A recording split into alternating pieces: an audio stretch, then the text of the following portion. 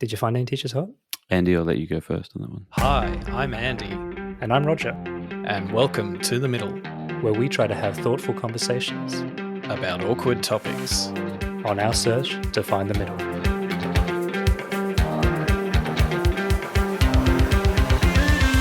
That's fatphobic. I don't feel war. I just own halfway to Siwa. A few moments ago, Buckingham Palace announced the death of Her Majesty Queen Elizabeth II.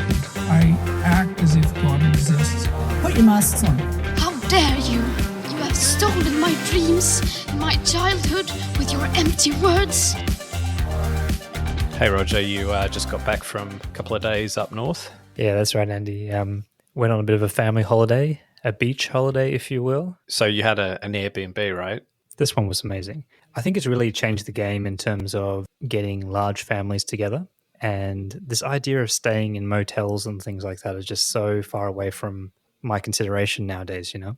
Being all together in a big house and pooling your money and getting something, really fun is, so much better. Airbnb, though, has changed the game in terms of why you even book travel. So there's definitely a much bigger focus now, I think, on getting a good place as opposed to getting a good location. I think Airbnb really capitalizes off the Australian love of renovations, like home improvement culture in Australia, and that kind of idea that you're going to go into a place that's been, styled and has new everything, hits that sweet spot of staying somewhere really nice. But the thing I do hate about Airbnbs is that feeling that you're in someone's home, right?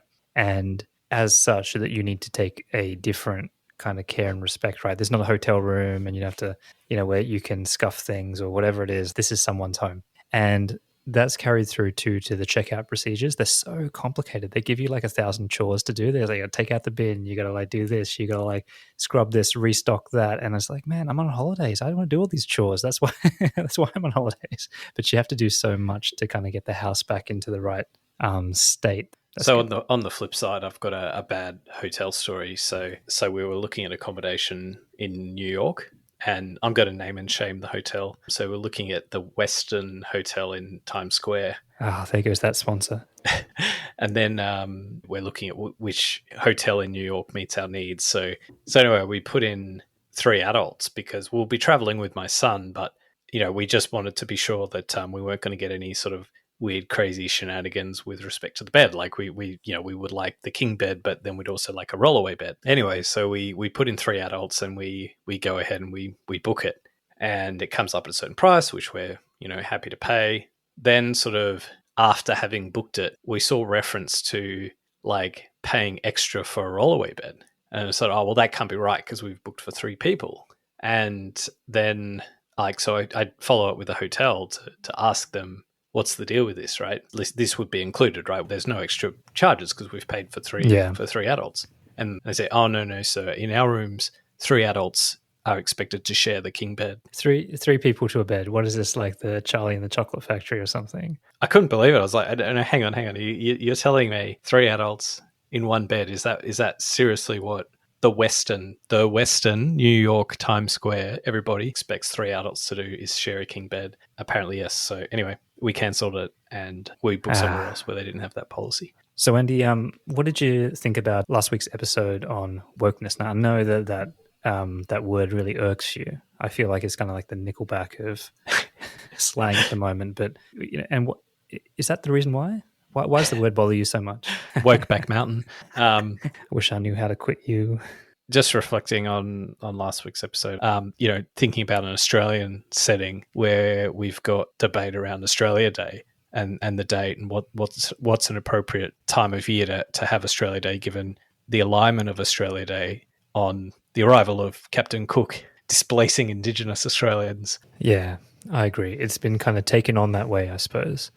Even though it's been around for a very long time. So 5 years ago, if you started talking about changing the date of Australia Day, or maybe it's 5 years, maybe it's 10 years, I'm not sure. But anyway, you would probably be viewed as someone with a kind of a very alternate view, right? And you would be looked at from kind of the mainstream as like, maybe woke hadn't kind of come to the public consciousness by that, at that time. Yeah. And I think then if you fast forward in 5 years' time, or 10 years' time. Like there's enough momentum behind it that it's hard to imagine that we won't have kind of turned that kind of fringe conversation into a very real national conversation about what our national day should be. Yeah, I think that you're right. It's really turned a corner. I think a lot of people do boycott it now. January the 26th is the day we celebrate Australia Day, and it's the day the Union Jack was raised at Port Jackson. So what does this moving of the date really stand for, and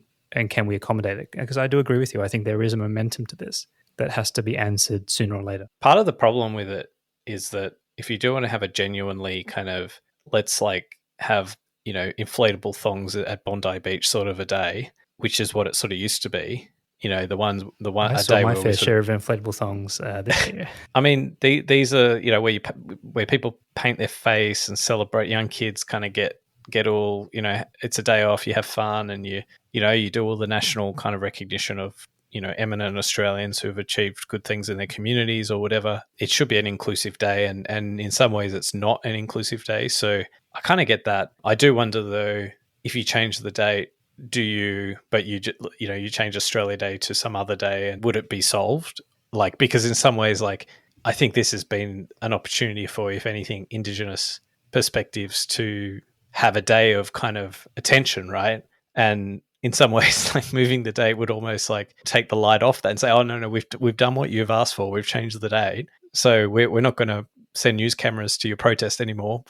Whereas in some ways, like, the tension's almost something that brings that conversation out to the rest of the community. Yeah, I agree. Okay, let's do a little mini-middle on the topic. So what's the arguments on both sides? I think we've already established that the call for changing the date is because of the connotations of destruction of the Indigenous culture and population emanating from that date. So we've covered that. What do we believe the issue is with changing the date for the rest of the population? People just want to have a day to celebrate who they are and their community. Like they do want to have such a day on the calendar where they can do that without having to feel guilty about being who they are. Many people do view ourselves as belonging to, a class of people called Australians and a country called Australia, and we want to celebrate that. And they don't really like to be told, oh no, you shouldn't do that, or it's uncouth to do that. They want to have that day to celebrate, and it just happens to be on the 26th. There's some historical factors, but get your fingers out of our pie, maybe. So just to kind of carve it down to a middle line, though, the argument's not that they don't get that day.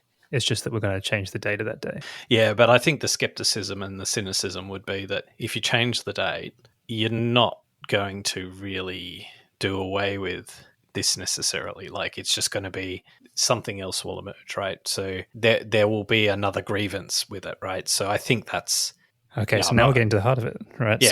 So, So I'm not saying this is my view, but I'm saying that people who would oppose it would just say no, like, we're standing firm on our day to celebrate Australia. It's now. If you're not into it, you go off and do whatever you want to do, but we're going to do what we want to do. Yeah, I agree. I think that the fear is that it's like the slippery slope argument, right? It's like, if we concede this ground, what's next? And like, what else will you ask us to give up in terms of our traditions, in terms of our history and the way we view certain celebrations and milestones and things? That's my view. All right. Yeah, but it is interesting just to think through. If you change the date, there would be two probably pathways you could go down. You could go down one pathway where to directly address some of the concerns of Indigenous Australia, they might choose some date that's symbolic of reconciliation or that connects it into that. And so then in that scenario, the day, Australia Day, sort of ceases to become the Australia Day of old. It becomes some new concept of Reconciliation Day. And maybe it's not appropriate to pull out the inflatable beach thongs and ride them in on Bondi Beach and get dressed up and paint the flags, tattoo flags on your cheek. Maybe that's not the right China, tone. By the way.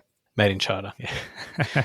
but the other scenario you might have, the new date isn't that day, but it's just, all right, well, 26th of January is problematic because of the reason originally the 26th was chosen. So let's just do some alternate day, like, the day Steve Waugh got his second century, and then it's got nothing to do with Indigenous Australia or anything. But then the question would be, well, what's the point? Because all we're going to do is we're going to get the same hang-ups around, I think, yeah. I mean, I agree with what you're saying. I think it's a tip of the iceberg thing. It's the gesture, it's the outward show, and in the same way, the sorry by Kevin Rudd in that speech. I kind of feel like there was an opportunity to address it then. Now, of course, he'd need a lot more capital to get this one through, but I think it fits really well with that. It's not good to have a national day where a significant portion of the population don't buy into it. But I very much can see why, Australia Day shouldn't turn into Reconciliation Day, right? Australia Day is actually about honouring people who work tirelessly in their local communities. It's about recognising who we are today going forward, not necessarily all of the horrors of the past, right? And just because you're going to have a day of national celebration doesn't mean you can't also recognise and honour all of the troubled history, right? You can do those. You can walk and chew gum at the same time. The zeitgeist or the cultural kind of woke movement has occurred really strongly, and that, like, now it's very, very common for people, especially the younger generation, to almost understand that it's a bit, tone deaf to celebrate without addressing this. I think there's a massive momentum behind this, but I think it'll need to be delicately handled insofar as if there's a sense that you're replacing the current National Day as it exists in its very jovial, lighthearted sense with a very serious day of, recognizing Indigenous Australia. That's when people will say, no, we don't want that today. We want a day of celebration to celebrate us.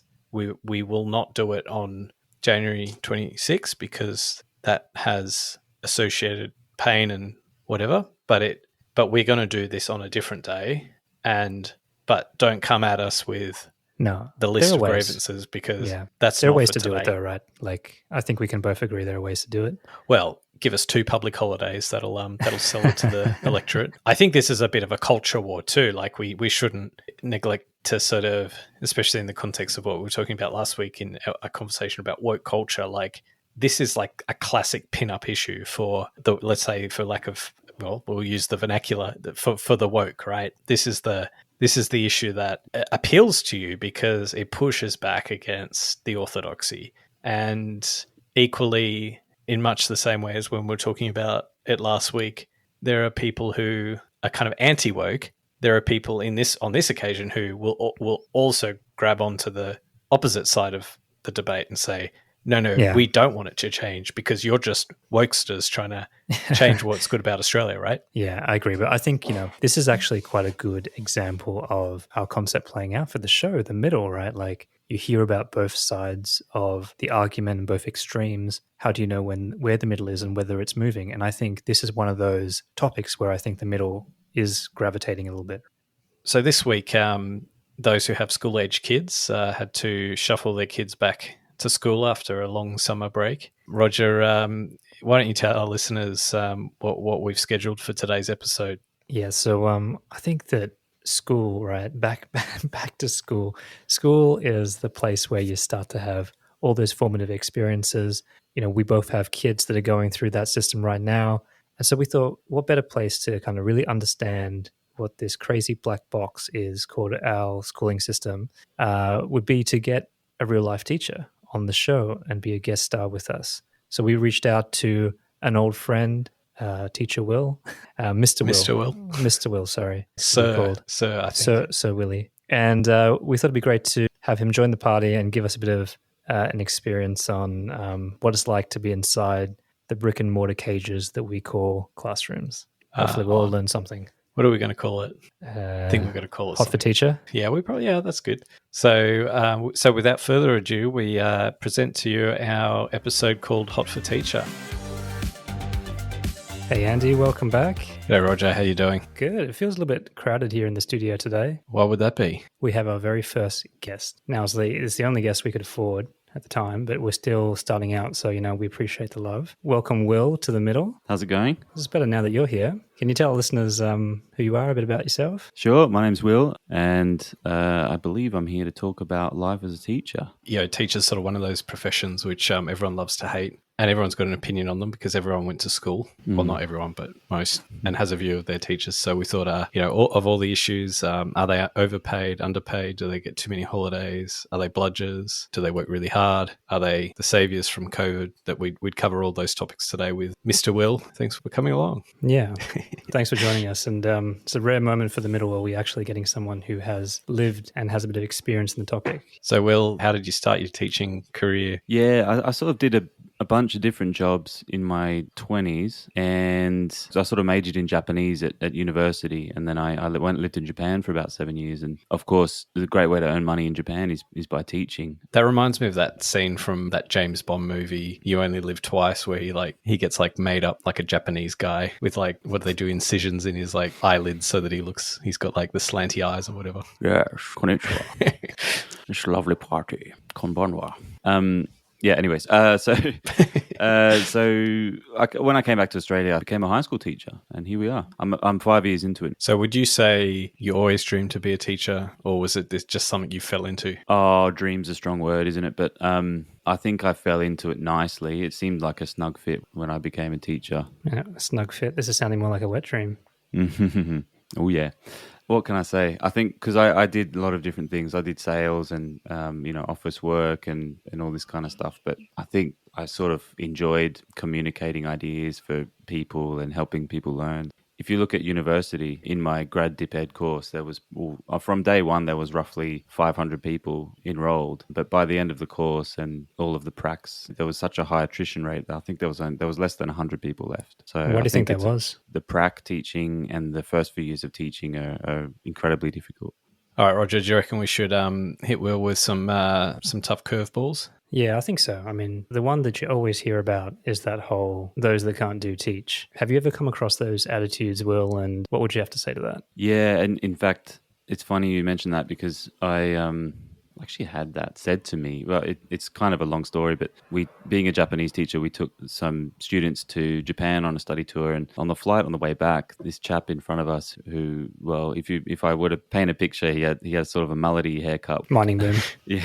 He had his young lad next to him, and he just out of the blue just said, "Oh, son, it's true what they say. Those who can do, and those who can't do, teach." He sort of said it in that really loud, obnoxious voice, and I just thought, what's that about? What's that sort of attitude? And then also, I mean, why would you raise your kid, already thinking against the system that you're going to put your kid through? But when it comes to answering that question, I mean, there's obviously a grain of truth in it, but I don't think anyone would put themselves through teaching because they were not capable of doing anything else in the so-called civilian world, if you want to call it. Like, falling into teaching is not something that you just lounge around and get your paycheck. But just to take a step back, so isn't the whole premise of that question wrong? Because that almost suggests that being a teacher is not a skill in its own right, and that when you go and study teaching at university or wherever, that you're not learning actually a very specific craft. And I think actually this is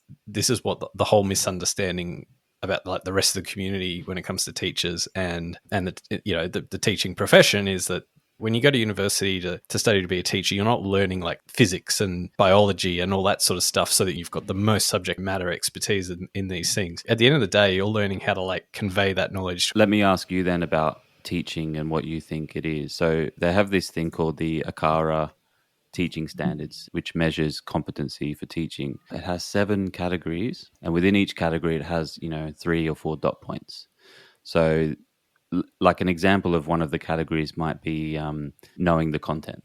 Another category might be knowing the students and how they learn. So my question for you is, how many of those standards are to do with content knowledge? I think you named probably the only one. Knowing the content, right?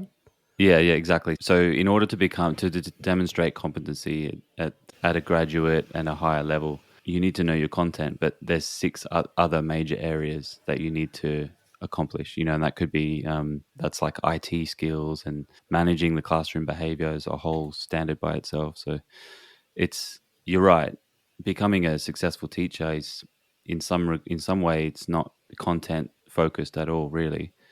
You all have your teaching areas which you're across, but I've seen very competent teachers who know some of the content, but are very, very good people managers and very good managers of the classroom, and they do very, very well. But the opposite is not very true. You can have all the content knowledge in the world, but if you can't manage your classroom, because let's face it, you can have up to 28 students in your class, and of that 28, you can have 5, 6, 7 kids with special needs. And what about the flip side? What about the ones that go wrong? Like, do you have any good stories about, those that, like, they're the straight A student at uni, and even high school themselves, and think, I'm going to be an excellent teacher. I got all HDs in all my courses, and then they get like thrown to the wolves, and I've got a poster can't of Dead handle Poet themselves. Society on my wall. So my slightly controversial opinion is straight A students make horrible teachers. That's my controversial opinion. And I was never. Why do you hold that view? So if you just take a picture of this type of student who did really, really well at school, really well at university, and they only know how to achieve an A standard themselves. The problem with an A student is they've studied the content their whole life. They're very good students. And then when it comes time to delivering that content into a classroom of varied abilities, they don't actually understand. A student might say, I don't get this. I don't even want to know it. They don't understand that concept of what that kid is thinking. Another kid might go, oh, I'm kind of getting it, but can you explain it in a different way? And the straight A student teacher says, oh, I don't know. Why can't you understand it? So they don't actually understand how 80% of us learn, or the sort of motivations behind learning, or the disengagement, or the focus, or the concentration. They don't understand any of that because they've never had to overcome that themselves. How do I reach these kids? It's a little bit like when someone's speaking to someone and like maybe they're not an English language speaker, and then they don't pick it up the first time, Andy. And then they just speak louder, say, you need to, rather than slower or different words or whatever, they just speak louder. My dad's really good at that, and my dad's sort of English, but he speaks in idioms. So when I've had Japanese guests stay at our house, he asks them questions like, "Oh, how did you find Sydney?" And my Japanese friends sort of look at him and go, "Oh, GPS." Yeah, with a map, or like, what do you mean? How did I find it? We're in Sydney now. So, and my dad struggles, and he does exactly what you're talking about. He talks louder and faster, and yeah, so that's a good analogy actually. It's funny you mention that though, because I did an IT degree, and a lot of the professors and the lecturers and things like that were from Indian or Asian backgrounds, very, very highly skilled in their area. But the communication barrier was really tough. And there were a lot of complaints about, we're paying all these fees, but we can't understand the lecturers, right? And therefore, even though they're experts, they're not communicating effectively. So I'm assuming, that's going to fail on your assessments, right? You really need to communicate. Communication must be like right up there, right? Mm. Yeah, and kids these days, they sit on TikTok and everything, so their dopamine hits are 10 seconds, right? Sound bites, right? Yeah, every 10 seconds they get the dopamine hit. They flick to the next reel or story, and so if that's the audience, but you as the deliverer of the message can't get your message or instruction out in 20 seconds, you've got a real problem on your hands, a big problem. And you've always got one red flag kid in your class, right? So 20 seconds for that kid can feel like 2 minutes. So it's not what you want. No. More turned on kids, I think. I guess I just ask one final thing that we are mixed in there. So you obviously, I suppose, a middle of the road in terms of age, in terms of your teaching career, right? You'd see a lot of really young people just starting their career, but then also the old guard, right? Mm. And I guess my question to you is, do you see some stereotypes or differences in approach to learning, the styles, depending on the age of your faculty? Yeah, but fundamentally, the best teachers by far are the ones who build rapport really well. So the younger batch coming through, it's tough to find a teacher fresh out of uni or younger in the spectrum who's got some sort of flair to them. How young are they coming out, by the way? Like, what's the youngest you can be as a teacher? I've met a 21-year-old. Fuck. That was rare. She didn't last very long. It's like, but how's that even possible, right? So what, 17 and then a 4-year degree? Is that right? Yeah, Is something it is like a that. 4-year degree? You have to do 4 years. Yeah, 4-year bachelor now, and there's the 2 years masters people do as well. But because I teach in a metro school in Brisbane, it's a bit difficult to get a full-time job there straight off the bat from uni. So I'm probably dealing with people in their late 20s to mid 30s like me. So, Will, one of the debates out there is, are teachers overpaid? Do they get too many holidays? When did you break up for the Christmas break? December 9th. And when will you be on holidays until? I go back January 18th. So, just to be clear, your Christmas holiday is longer than the 4 weeks annual leave that the rest of us get every year. Is that fair? Yeah, that's one way of putting it. You should come around to mine. Although you can't because you'll be working.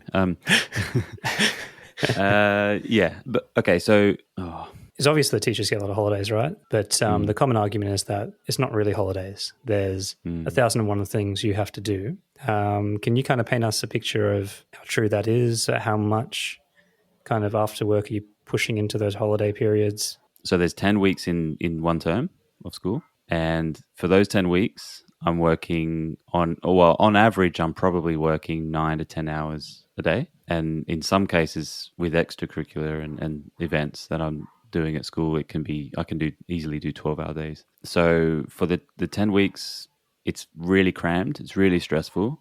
I'm managing up to 150 students per week that I have to know all their individual needs and support plans and everything like that. Dealing with behavior and emailing parents and all that sort of thing. So during term, it's absolutely bonkers. And then we have 2 weeks holidays in between term. And I'd probably say for half a week, I'm having a mental recovery. I don't talk to anybody. I'm usually shut off. And for the other sort of half a week, I'm probably holidaying somewhere, traveling or mucking around. And then Can you afford to travel on a teacher salary? Well, not luxuriously. I drove down to Sydney recently in my $4,500 Hyundai Getz. And then, so for 1 week, I'm probably doing a bit of work every day. I want to go back to that point. I think you sort of, what was the word you used, like mental break or something. So I used to actually, and I wouldn't compare my experience as an English language teacher, 10 years ago to an actual kind of full-time, proper professional teacher. But the one thing that probably is a common experience is just how brutal it is dealing with a classroom full of kids, especially like when you're hungover or you're just tired or you just, because if you work in an office job, right, and you're not feeling it, you can kind of shut off that like human to human thing that drains you.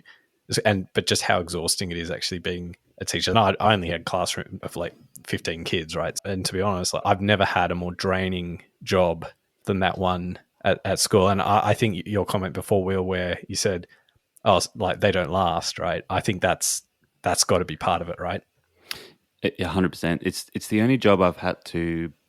So work actually starts before the lesson. Then you work during the lesson, and then there's work to be done after that lesson, and so on and so forth. So if I have 4 lessons per day, I've got hours of prepping to do for that day before I even deliver the lesson, and then I've got to go back and do the after bits of that lesson. So whether that's marking or feedback or tweaking or whatnot, and then I do the next day. So like I said, that term time, I'm looking at 1 day a week where I have off, and even the half of the Sunday, usually I'm on my laptop and I'm emailing and setting up for the next day. So it really is mentally draining, and stuff carries over too. Like this sounds probably a bit weird and a bit creepy, but I'll have random moments where I'm just laying in bed at night and just this incident that happened during the day just hits the front of my mind, and I think about this kid, and I'm like, oh, I forgot to log that incident, and oh, I forgot to refer it to, and then I'll whip out my phone at 10:30 at night, and then I'll forward an email to the head of that department, and like that type of thing just doesn't go away. That mental load. Yeah, and it's an overload of decision making too, and I find it usually on Thursday and Friday. I'm driving home from work and I can't even decide what I'm going to have for dinner because I'm done with deciding, because you make what, anywhere from 50 decisions in one particular lesson, and there's only so many you can make during one day, effectively anyway. You know what it sounds like to me sometimes? It's almost like the job of being a parent. You know, and we talked about that in a previous episode, that to do it right, when you care about it and you care about doing it well, it's like the hardest thing in the world. It's all consuming. It'll take every ounce of your energy and concentration. But then again, if you want to kind of just phone it in, there's probably, you can limp by doing a lot less. And obviously with very different results, but the differences in how hard you need to apply yourself is, you know, night and day. Yeah, I think that's a good way of looking at it. And teachers out there who do it cruisy, they don't often look the happiest teachers, though. But they could have been just burnt out too, right? Because that's a real thing, true, right, from what you're describing? Yeah, and I probably want to make a distinction between teacher life in prac, and probably the first 3 years is brutal. I would not want to go back there. You're looking at hours and hours and hours of stressful preparation and failure and out of control classes and scrutiny and judgment and everything, you know. So the first 3 years is really rough, but there's definitely a turnaround point where things get a bit easier and you find your rhythm and things. So I remember having a teacher who, without fail, would just rock up in with his newspaper, sit at his desk and just say, "Oh, I'm just going to press play on this video, and when you finish that, just summarize pages, 52 to 60 from your textbook, and then, just be quiet." Like,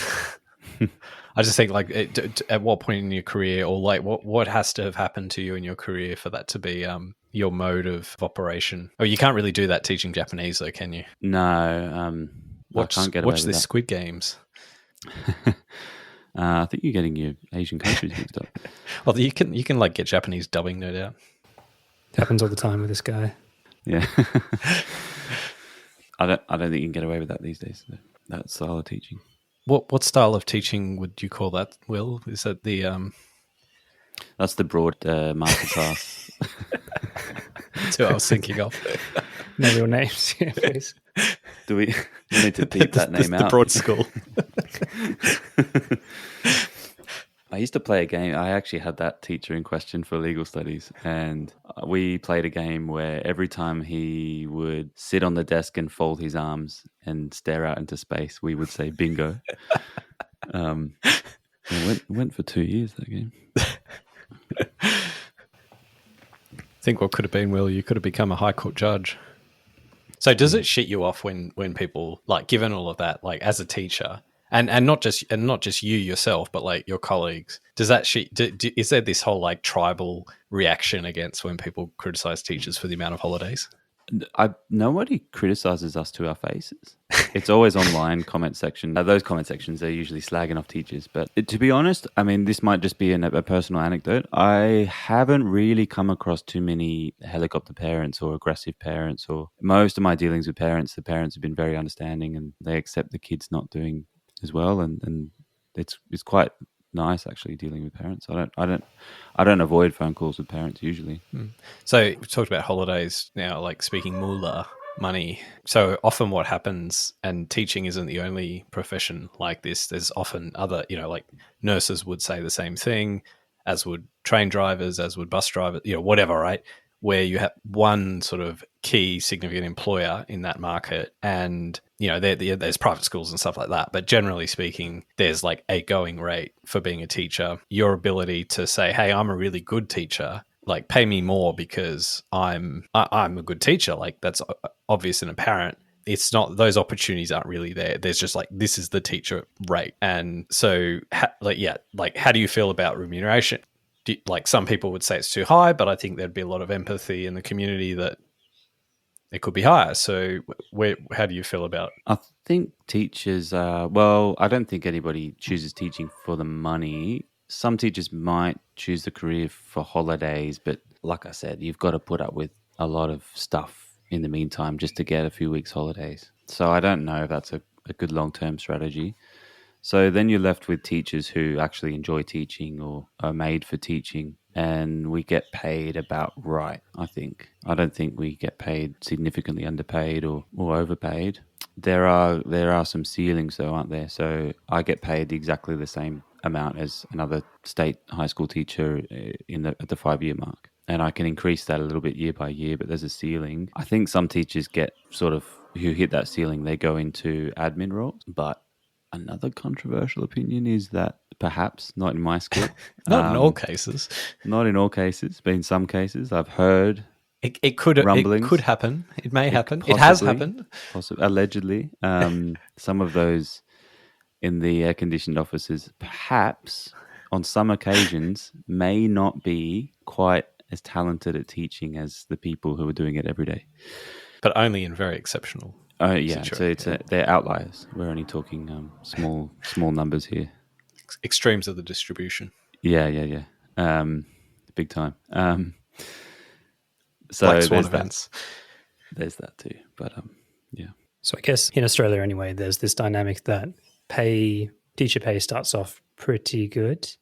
In fact, it's Correct. very comparable to other corporate graduate salaries, and it's actually, the problem is the ceiling that you mentioned, so that the growth in the salary is just not there. So while others start off much less, say like a financial services graduate role, they quickly expand over their kind of 8 years rather than teachers. So would you say that that satisfaction is in the later half of your career, for where you always hear the dialogue of teachers not being paid enough? Yeah, and maybe it's just maybe being content. I mean, teachers live within their means, don't they? They're pretty savvy. I don't meet many teachers with poor spending habits, like sports bet accounts and smoking habits and things like that. I remember at my school, there was a few teachers that rocked some seriously high-end cars.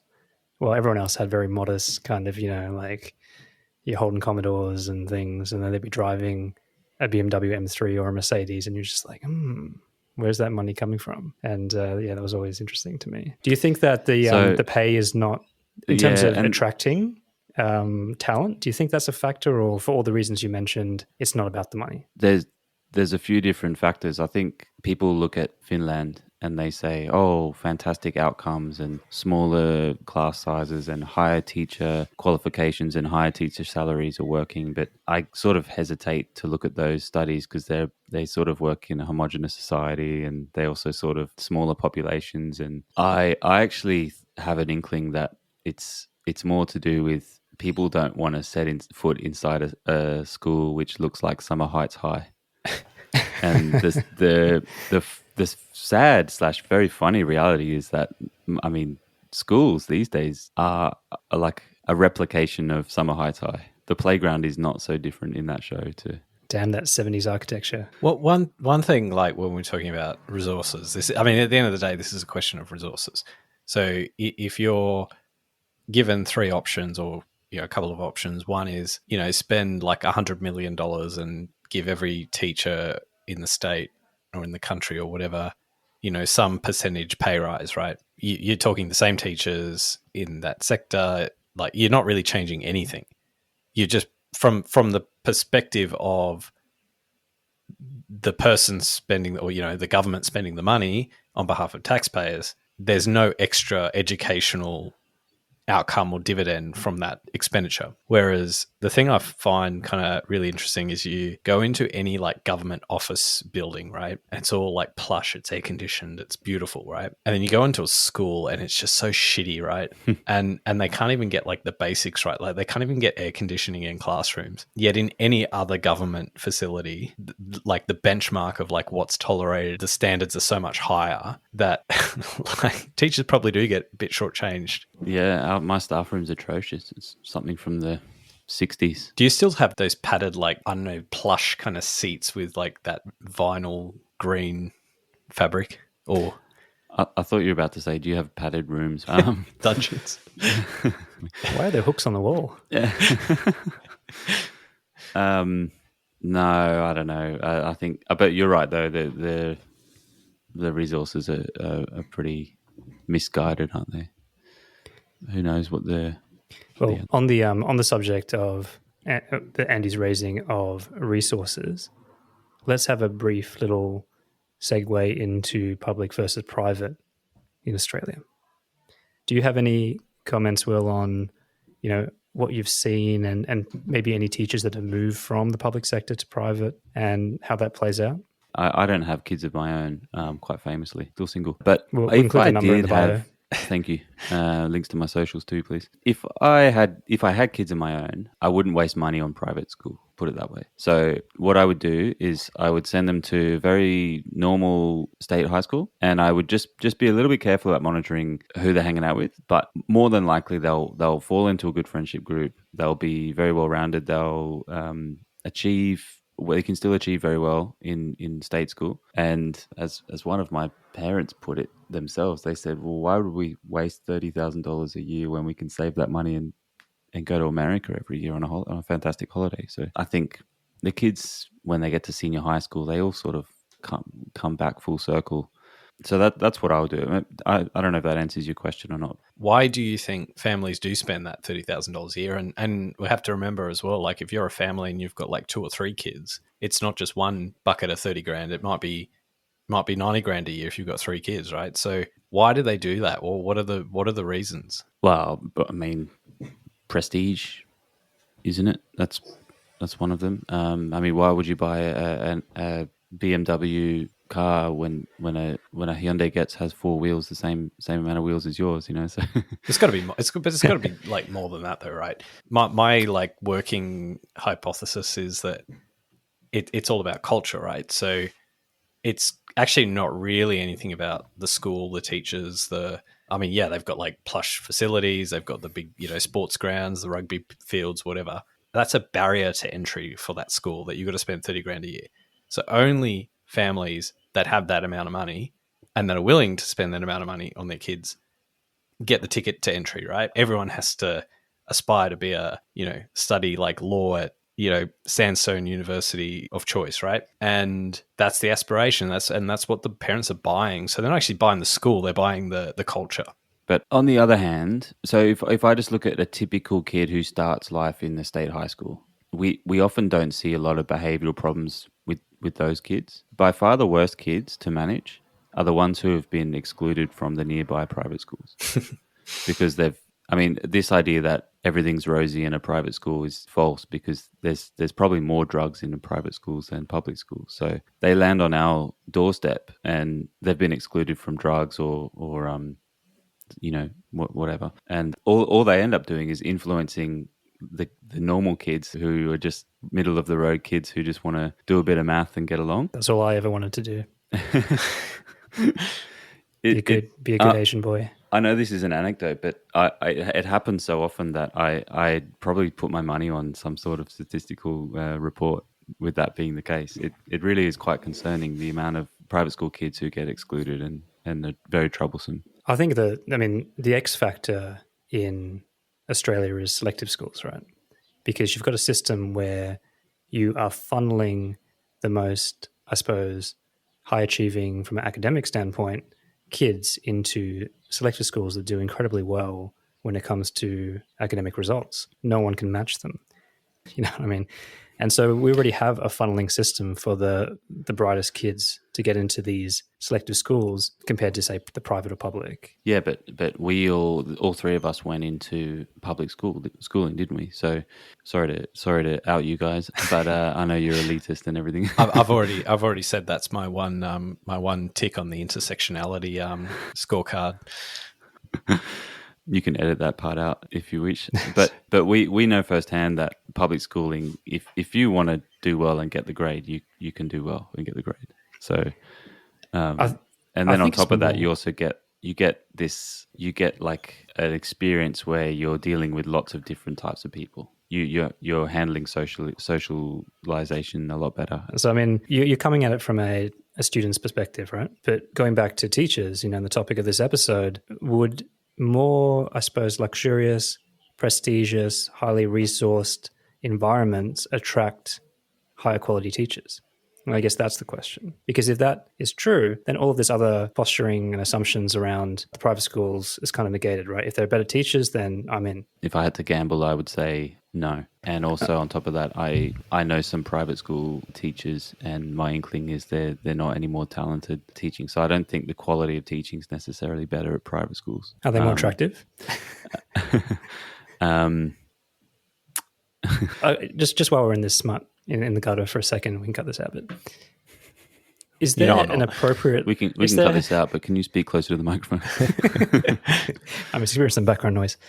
Is there an appropriate level of attractiveness that a teacher can play with before it becomes an issue in the classroom? And have you had any experience with that, both personally or someone that you've worked with? Are you allowed to wear singlets in the classroom? Well, How low cut is too low cut? How deep V?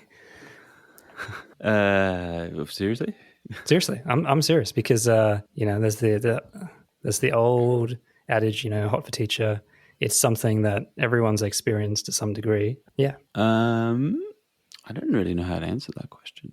No hotties at your school? I don't think I've ever been in a position where any of the male students have been overtly talking about a female teacher or in a sexualized way. So I don't really know how to answer that. I think we're all pretty professionally dressed.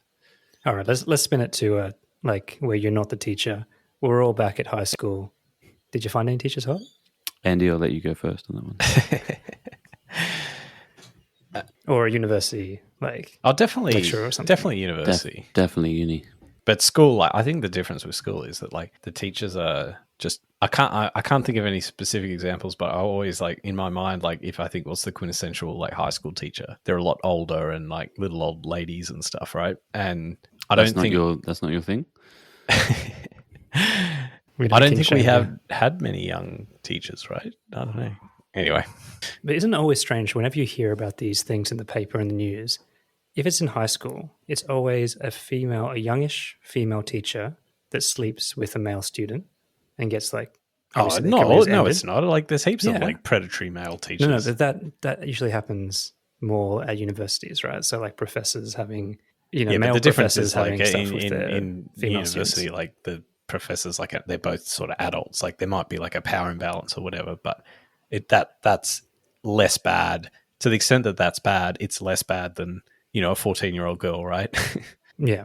Well, the ones I always read about are female teachers and male students. I don't disagree, actually. I mean, there's still more predatory male teachers, maybe. That would be my feeling. But definitely seeing more headlines of the young female teacher having it off with one of the senior boys. Senior boys are huge these days. I mean, I don't know. I can't remember when we were younger, but these guys are big dudes. Yeah, it's depressing. I'm a tall guy, so. What do you think is the gym culture? Yeah, I don't know. What do teachers talk about in the staff room? Though there's a lot of venting.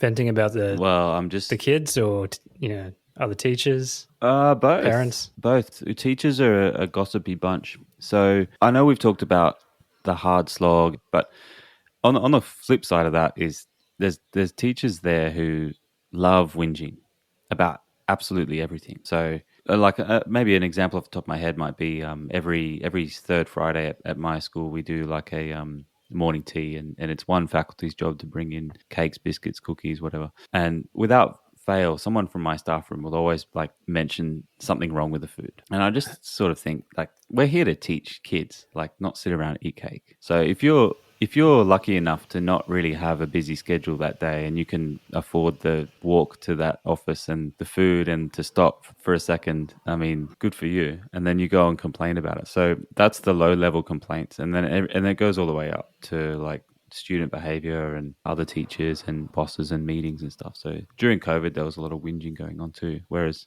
I mean, I thought COVID for me personally was a much reduced workload. On the whole, COVID was much easier for me than teaching face-to-face because I didn't have any extracurricular. I just would upload some work for a few hours and sit on email and answer some emails, but you don't have to manage behavior. But I'm sure you heard about the armies of teachers complaining about COVID is killing us in our careers and whatnot. I just thought it was hilarious. Well, teachers were the heroes of COVID, weren't they? Yeah, me and another colleague who sees things the same way I do, we had a good ironic laugh about that type of stuff. But no doubt there's teachers out there who genuinely thought they were saving the world by logging into Microsoft Teams and uploading some bullshit fucking PowerPoint. And then soon as one of the year 8 kids would draw a penis on the interactive whiteboard. And because the teachers quick call the IT department. Well, a lot of the guy comes in. Yeah. Is that a guillotine? That's a throwback. And then a lot of the sort of older teachers were like really overthinking it. Instead of just uploading a few things and interacting with students, they were really getting stressed out on things that didn't really matter, and then reporting all this behavior about your child's drawn a penis on the interactive whiteboard. He needs to see, and just think, what's the point of all this? Like, just don't even have that option for the kids available. They're just going to ruin it. So just cut them off. Upload the work and just get off. Get offline. Fire up the PlayStation and get that case of beer running. 245 stat. Let's go. That was my COVID experience. I don't know if I answered your question there, Andy. I don't even remember what your question was. So you mentioned it a few times, being one of the challenges of any teacher's job, right? Controlling the classroom, making sure it's a positive learning environment. What are the kind of things that are happening? I'm actually quite interested in any incidents of bullying that you've seen and how you actually deal with that, when you intervene, when it's best not to, how you manage it. Oh, bullying's tricky because we don't often see it, honestly. Like, we're paying attention to a lot of things, but I'm sometimes genuinely gobsmacked when it unravels and I hear about it after the fact, and I think, oh my God, I see this kid every day, and honestly had no inkling. So bullying can be pretty covert. It's a bit scary, but I think the behavior, managing behavior is by far the most stressful thing, because, well, there's 28 people in front of you, and no one actually gives you the answer. So when I was on prac teaching, they selected our schools for us, and we're at prac. We're at a school every day for a few months. We had questions along the lines of, oh, what do I do if this kid does this? They don't actually tell you anything. There's probably a word for it, but I sort of felt like I was watching myself teach, and I was standing in front of the room, and all these voices in my head were going, I can't believe you're standing in front of these kids. You're a fucking dipshit. Like, Imposter syndrome. How did you like work your way past the front gate? You know, and then the other voice in my head was saying, keep it together. And then the other voice in my head was saying, oh, you've actually got to teach this second language here to these year 10 kids. You better be careful about how you write these words and whatnot, you know, like the practical application of what I was doing. What's the worst thing that's ever happened to you in the classroom? I've been pretty lucky. I mean, so my first day of teaching there, I remember they just gave me a year 8 class, and they said, this is your humanities class, and you got them for the first period. And this was my first day of being an actual teacher, you know, and I didn't have any supervisors around me, and I was an actual qualified teacher. And I was marching these 25 kids up, trying to keep a straight face, and it was not giving anything away. I took these 25 kids, and I was, again, I was sort of walking. I guess I was walking like everyone was watching me. So I was trying to keep my back straight and posture, but everything else was doing its own thing. So I probably looked like the goofiest teacher ever existed. And I start the class, and I got the kids to get their diaries out, and I have no idea what I'm doing, basically.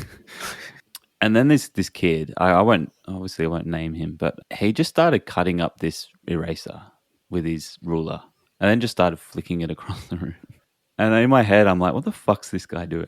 Like, this is 3 minutes into the first class of the year. And I didn't have any teacher aids or any documentation about these kids. So then he gets the ruler and starts like catapulting things like pens.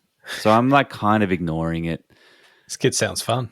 Oh, and then I said, listen, mate, why don't you go stand outside for a second, just so I can talk to these guys, and I'll catch up with you later. Thank God the kid moved. He went outside, but that wasn't any better, because then he was, you know, tapping on the windows, and just, he was an absolute nightmare. And then I said to the kids, oh, don't feed the troll. And that got quite a good laugh. So then that kind of worked out fortuitously, because I had the kids from day one. They were like, okay, this teacher, I don't know what psychologically that does, but I think there's something in like a whole class when you're laughing at something that someone said, you feel like one group. I think comedians do that all the time. So this sounds like a comedian dealing with a heckler. And it's like, how do you keep the crowd and the momentum with you? But it's like the veneer of civilization, right? Like, if that kid didn't go out, what's your next step? That's the escalation. That very question, right, is what keeps you awake at night for the first sort of few years of teaching, because those scenarios run through your head nonstop. And I must just say, I'm lucky. I'm 6'3" skinhead with no weird accents. There's nothing particularly peculiar about me. Plus, I don't take myself seriously. So if I can take that power away from the kids, like one of the first things I usually do is take the piss out of myself a little bit in front of the kids, and that sort of takes the power away from them. If I make a mistake, I'll often call myself out and get a bit silly with it. So I think there's strategies I can use that other teachers don't use. How much of this stuff do they like? A lot of this sounds like street smarts to me, rather than this doesn't sound like the kind of stuff you'd learn in your university course on how to be a teacher. No, and Yeah. I think that's why you don't see many teachers who go straight from school to uni to the career. I think most teachers will do what I did, and I think I entered teaching when I was about 32. So as I said before, I was an ESL teacher in China. I didn't really know what I was doing, but what happened is you have the carrot and the stick, right? So my carrot was I printed off all this like Chinese money and chopped it up, and if they did shit that I asked them to do in the class, they got this money, and then they could redeem the money for usually something like KFC vouchers we were given for free. Like they weren't, didn't cost me anything. But then what I found, there was like massive hyperinflation. Next thing I was like giving them like $100 worth of like vouchers because I had to keep upping the ante. It's really interesting. And then you end up like Zimbabwe. I have this memory of high school, and I can see how it gets into this standoff around power dynamics. So it was a situation in the classroom where there was this guy that was just taking the piss out of the teacher, just being really disruptive, and he actually had his arm around like a girl in the class. And it was just totally just joking, obviously kind of an item. And the teacher just went rogue and just flamed him off, right? So she said something to the tone of, oh, she's not going to hang around when she finds out that, you can't earn any money, mate. And like dressed him down. And it really destroyed him. He didn't have anything for it. It was one of those, and everyone was like, ooh, I could just see how that moment where you just go a bit too far as a teacher, and that leaves some proper psychological damage where it's like, actually you're a loser. And, I can see it crossing that line in a Kramer-esque style interchange, I'd like to see that episode. Yeah, I think you're right. At the end of the day, they're kids, right? So you like I've definitely yelled, but I usually yell at a class, and I address them, and then I tell them how disappointed I am. And then you do that corny kind of, well, I've seen you at your best, and now you're not doing it for each other or whatever corny crap you come up with at the time. Will. But when you dress down a kid, it crosses over into you've actually lost it. I think you probably need to take a break, right? Because the kid's not for the kid, it doesn't really matter. Like, because these kids often who are disruptive, they go home to disruptive and dysfunctional families or no families. They're out of care homes or something like that. So they love to argue. They love to start shit. So, and they're better at it than you are. So you're not really going to win. So if you do take it extra rogue and you single a kid out and you get a bit too crafty about it, you actually risk like, well, I probably wouldn't want to walk to my car by myself type thing. Or I'd probably start really be careful of my online socials, and because kids can access all that stuff. And I've got kids at my school who on TikTok, they have images of teachers on certain memes and graphics and things. So that's what kids can do. They can really it can snowball quite quickly. So, yeah. I mean, that guy was destroyed, and I could tell it was just like across the line, in a very severe and quick, swift reversal of the power dynamic. So, Roger, it's taken you 23 years to get over it, has it? I got the girl in the end. I want to ask you now, Will, about teachers and their general kind of political views, their outlook on life. Are teachers as equally likely to vote conservative as they are to vote progressive? How many anti-vaxxers do you have in the population? Good question. I think they're left leaning for sure. I've probably met a few extremely left wing people, and they're often in higher positions. So to the point where I think they're like politically driven 24 hours a day, and the teaching gets in the way of their identity politics. So and then you go via the copier, and the article they're working on in their classroom is something like extremely Can you raise that? Like, so if you feel it's like not appropriate, right? Because teachers aren't supposed to like inject their own politics, right? So if you go into a classroom and print the latest Jordan Peterson article and say, now we're just going to study the text, that's got to like raise eyebrows. So shouldn't the equivalent, whatever, I don't know who the equivalent of Jordan Peterson is on the left, but you know, does that happen, or it's just that the culture is that way that it doesn't get picked up? I think I'm the equivalent of Jordan Peterson on the left, aren't I? Yeah, but you haven't written anything, Will. Well, so I think, so if I look at the right wing teachers, they're known in the staff room, but they don't have the bullards, so to speak, to bring that out in the classroom. So the right wingers out there might get into trouble with something they say, but I don't think they deviate from the syllabus too much. So at least in my experience, is the when they say, like, let's say a right wing, let's say a controversial right wing view in the staff room, is that kind of like the equivalent of like the locker room for footballers, where it's like what stays in the locker room like stays there? It doesn't, like, you don't rat on each other, or that's not a thing. I think it's fair game. I think teachers You generally. wearing a wire? What's that? You wearing a wire? Red team, go. I think teachers, like, how can I say this?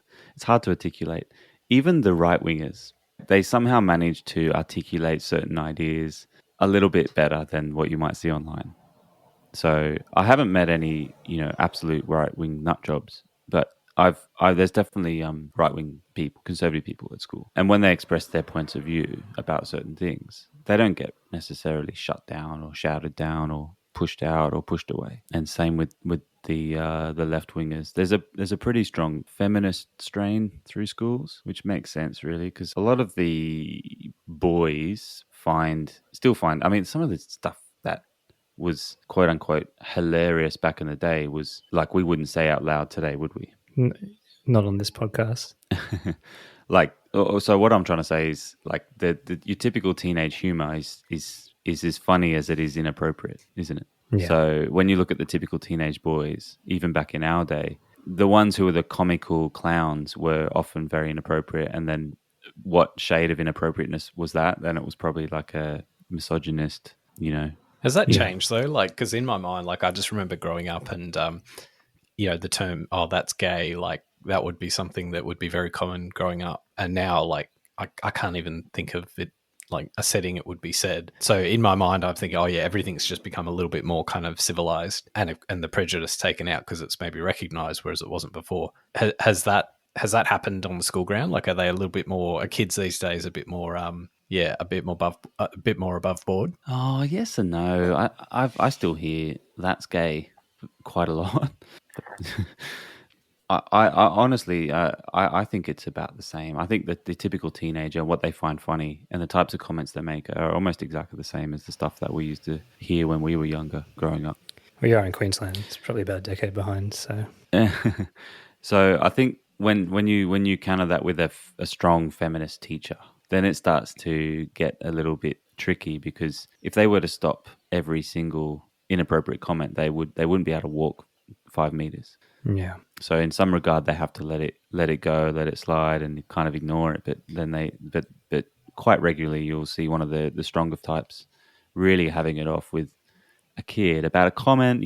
Comments are stupid, but you can't change a kid's point of view just because you yell and scream at them. Yeah. Well, isn't that's the thing? Like, well, what's the purpose of that exchange? Yeah. Like, it's actually the teacher wanting to exercise their own sort of empowerment to get on their soapbox rather than anything to do with educating children. 100%. Yeah, and it's not effective. In fact, you might say it's like it just drives the student to with more anger and say, "Oh, next time I'm going to say it louder," or something like that. So, But there's shades to this, right? When we're thinking about grey areas, but when there's something black and white wrong, a school could have a zero tolerance on it, right? And it's just that's it. There's no arguments. What about like racist type exchanges? I mean, again, it's just like bullying. A lot of it probably happens out of view, but do you have to document that, like incident reports and stuff? Oh yeah.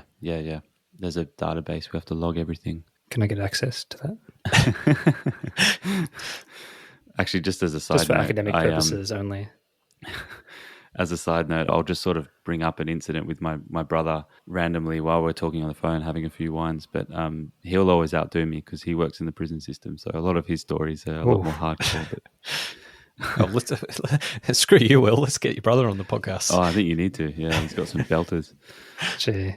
I mean, you're a product of what you grew up with, right? So if your dad's a fuckwit racist and has instilled in you views, you'll grow up thinking that that's the truth. Isn't it now that you're supposed to call all that out? Like that's how we drive change. It's like call out You're complacent, mate. You're part of the problem.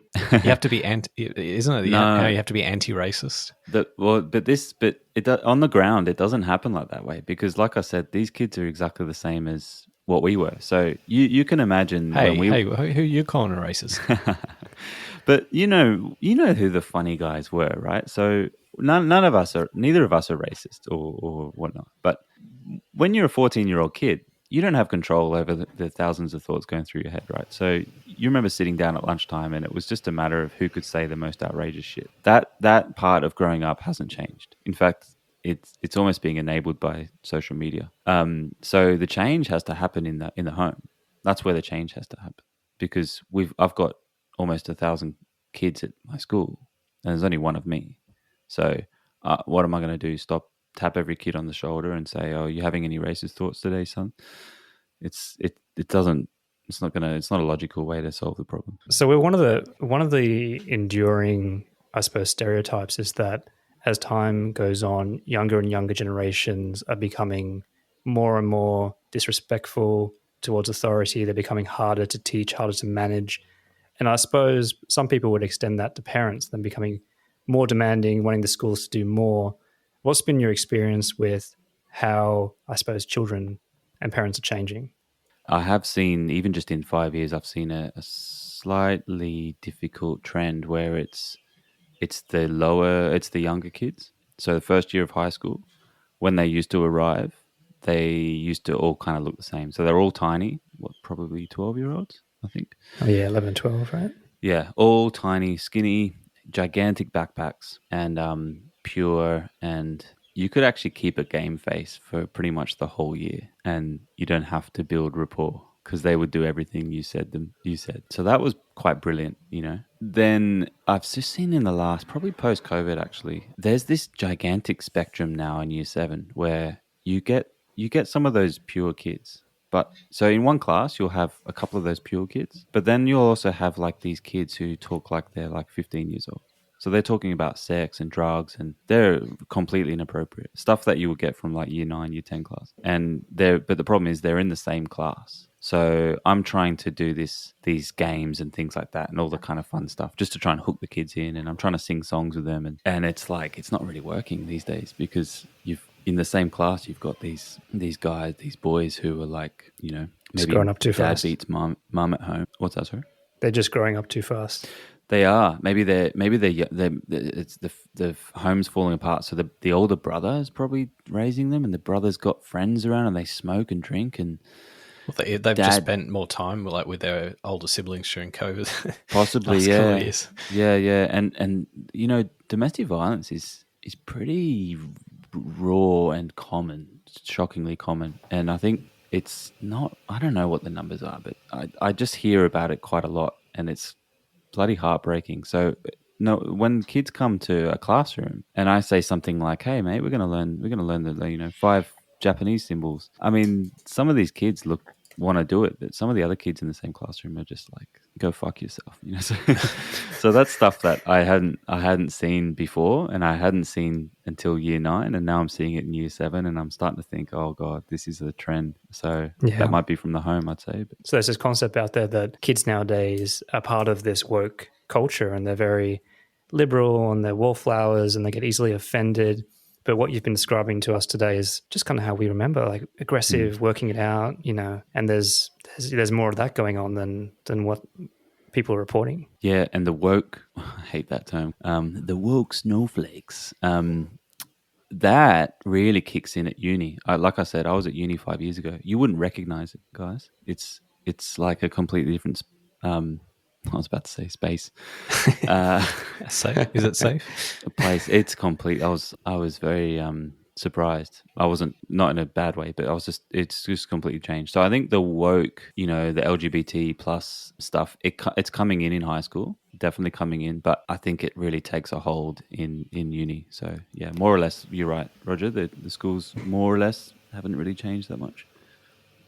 There's one final thing. What are we teaching our kids? Why are we still teaching them this route style learning? Even things like math, right? Where's the application? Is it more to prove a body of learning and the experience of actually concentrating and learning a curriculum? Is that the value?